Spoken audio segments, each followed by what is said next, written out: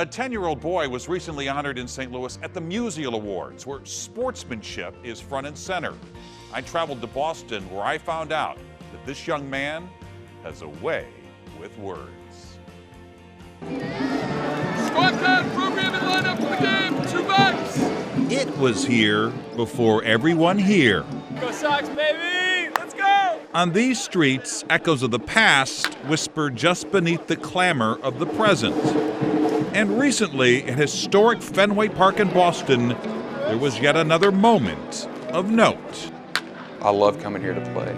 Chris Davis doesn't play for the hometown Red Sox, but he's come to the plate here more than 250 times, mostly as a member of the Baltimore Orioles. You know you're going to get a good game. You know you're going to have a great crowd. And a blast, right field. There was a time that just when the announcer was saying hello, Davis would kiss it goodbye. Home run. From 2012 to 2017, he hit 197 home runs, becoming the highest paid player on the team. But as good as he was on the field, he was even better off.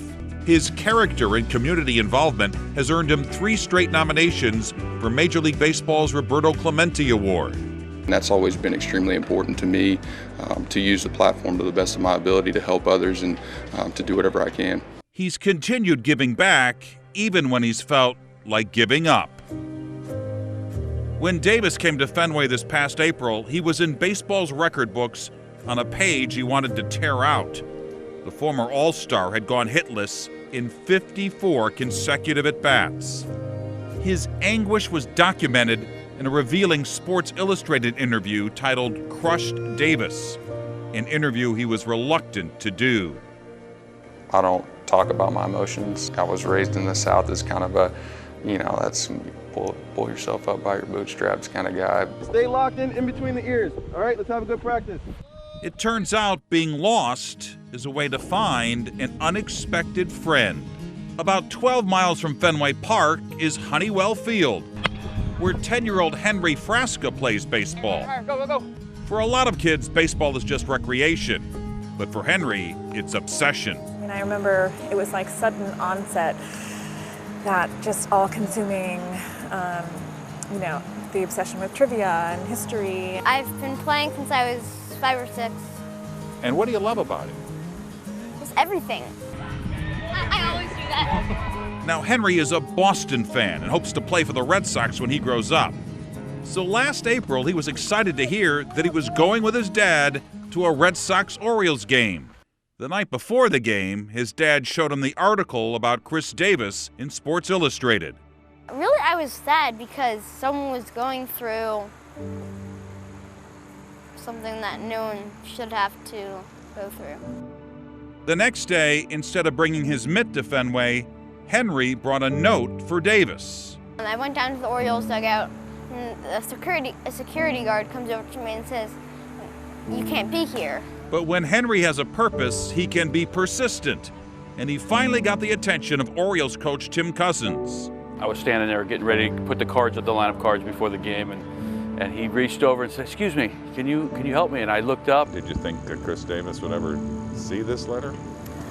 I don't think it ever occurred to me that he would actually get it. With Davis in that terrible slump, Coach Cousins decided that the best course of action would be to read the letter first. After opening it up, he nearly teared up. So I did give it to him. He was standing in the tunnel. It was just like a movie. I opened up the letter and I read it and obviously was extremely touched. The note was like a much-needed hug.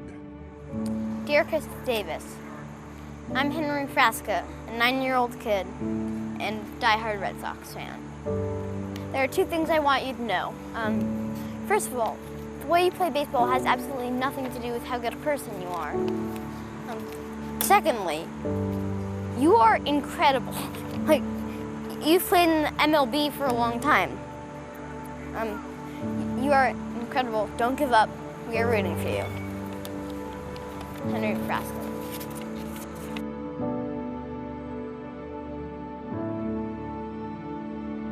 I decided to put it in a plastic bag, actually 2 Ziploc bags, and put it in my back pocket.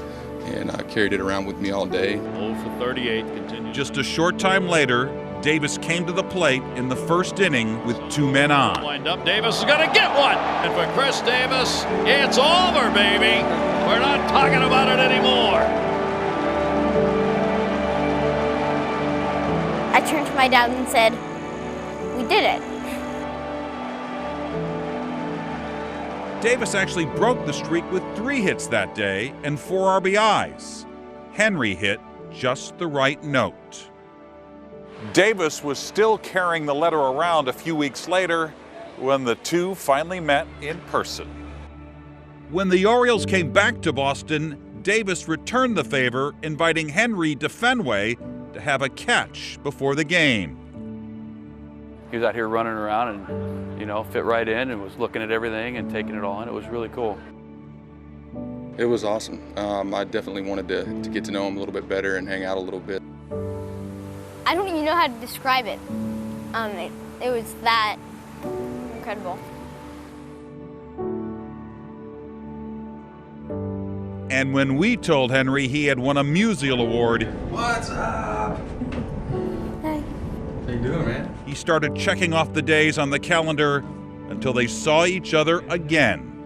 1 month, 1 week, and 4 days, but Who's counting? But it wasn't just meaningful for Henry. The fact that you had the courage to write the letter, and not only write it, but to come down to our dugout after being told no by the security guard, and you were relentless to get it to me. It's just, that's really special. I hope you know that. Not a lot of kids wouldn't have had the courage to do that, and I'm glad you did. thanks. The right words at the right time. One young man showing that you don't have to be big and strong to lift someone up. He's a special kid, there's no doubt about it.